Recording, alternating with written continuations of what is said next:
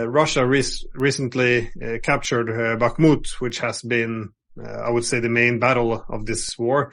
In the media, first they presented the Battle of Bakhmut as being decisive, yet once it became evident it would be lost, it was suddenly, demoted to a mere symbolic town. So that's why I wanted to ask you, what is the significance of Bakhmut, both the fight for Bakhmut as well as holding the city, and why did they fight so hard for it, both sides?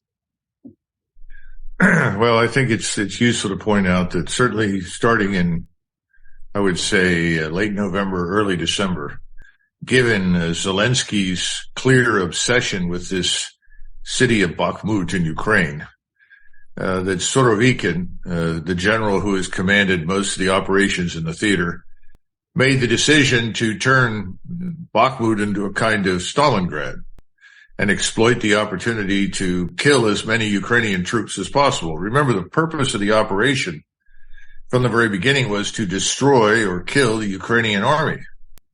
I mean, this is the whole business of denazification. You want to destroy the armed force on your border that threatens your country, and that's what the intervention is all about. It has never been about the conquest of Ukraine per se, but the destruction of the enemy. So the enemy was very obliging and poured tens of thousands of troops in relentlessly. We think that at least 50,000 Ukrainian troops were killed, at least that many or more wounded. So the operation from a Russian standpoint has been brilliantly successful. And the more we look at Ukraine right now, given the public announcements of an imminent Ukrainian counterattack, the more we question whether or not the Ukrainians have the wherewithal to even conduct such a thing, because the losses they've taken over the last year are so desperately bad. It's hard to imagine them putting much together that's going to help. And remember that in addition to just Bakhmut, all the activities on the other side to feed troops into Bakhmut were also under careful observation and were under attack. That includes assembly areas, ammunition storage areas, communications, transportation, and so forth. Now, all of this was done while the Russians assimilated the 300,000 reservists and 80,000 additional volunteers into the mainstream Russian army. So that's been going on relentlessly for months, and I think they're now paused for the next phase. And I think they'll wait for some period of time to see whether or not the Ukrainians actually put together an attack. Some people are saying, the Ukrainians are already doing that. Well, if that's what they're doing, these are more pinpricks that have absolutely no impact whatsoever strategically on the Russians. And that includes things like the drone strikes on Moscow. You know, you had some number, I don't know, it was 19 or 20, all but 3 were shot down, and then the 3 that did fall to the ground were active. In other words, they had explosive warheads, but they don't seem to have had much left in them in terms of fuel or range. But these things are pinpricks. They don't change the strategic outlook whatsoever. So if I'm right, and I think thus far I've been right, the Ukrainians may try something. Once that's exhausted, whatever it is, and I think the Russians will move and try to finish as much of the job of destroying remaining Ukrainian forces as they can.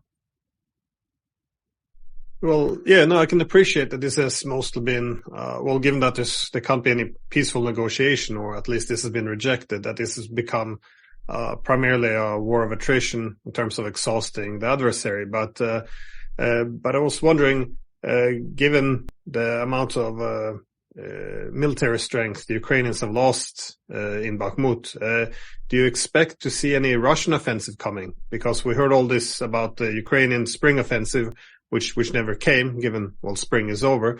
But do you see Russia moving forward? Because over the past few days, I've seen few movements towards Dvorichna, Kupiansk, Avdiivka, Marinka. But do you expect a huge offensive, or will Russia just continue to slowly grind on?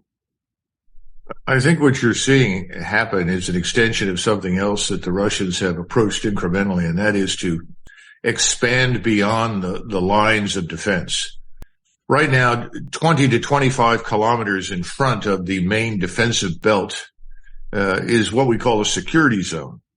Now, the advantage of a security zone is that when your enemy tries to penetrate it, move through it in order to reach the defensive line, he's subject to very accurate standoff attack from missiles, rockets, or conventional artillery fire. He also runs into minefields and things like this. This has been devastating for the Ukrainians, obviously. Now, the Russians control this 25-kilometer strip all along the front, and I think they're expanding it. And if you look at the map, just pull it out and look at the places where they are expanding, look at the road nets and the rail lines that are connected to them. It's not difficult to establish that if you control most of these areas that they're interested in right now, then moving your forces forward to advance becomes much easier.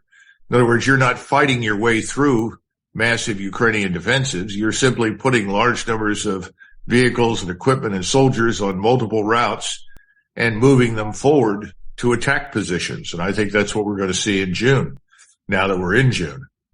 Now, when, I don't know. And again, I still think the predisposition on the Russian side is to wait a little longer because the Ukrainians have now announced that what was formerly going to be a spring offensive will be a summer offensive. And the Ukrainians have taken steps to create a force that can attack. Now, that force consists primarily of the 30 to 35,000 Ukrainian soldiers training in Britain, the United States, Canada, the Czech Republic, and Germany, and moving them back to Ukraine, where they can become the foundation for this counterattack force. Now, to these could be added another 40 or 50,000, but I suspect that the 40 or 50,000 are not nearly as well trained, if they're trained at all. So once that's assembled, and that's a force of what? Somewhere between 50 and 60,000 perhaps, they will try to launch at a particular point in the line. Now, they'll probably create diversionary attacks elsewhere, but they'll try to find a point of weakness. I don't think it's going to work, and I think whatever they do, they're going to be devastated once again by the Russians. Because if there's one thing the Russians have learned how to do, it's maintain persistent surveillance. People don't bring this up, but the Russians have, for the most part, the same kinds of technologies that we do in space, as well as on board unmanned or manned aircraft, which means they have a clear picture every day of Ukraine. Now, they're going to focus, obviously, on the areas that are in eastern Ukraine beyond the Dnieper River and some of the areas to the west, but they can see the whole area. And very recently, you had an attack by the Russians near Kiev of this Ukrainian secret police, or not secret police, but military intelligence headquarters. And I guess it was a Kinshal missile or an Iskander tactical ballistic missile, because it had at least 1,000-pound warhead on it.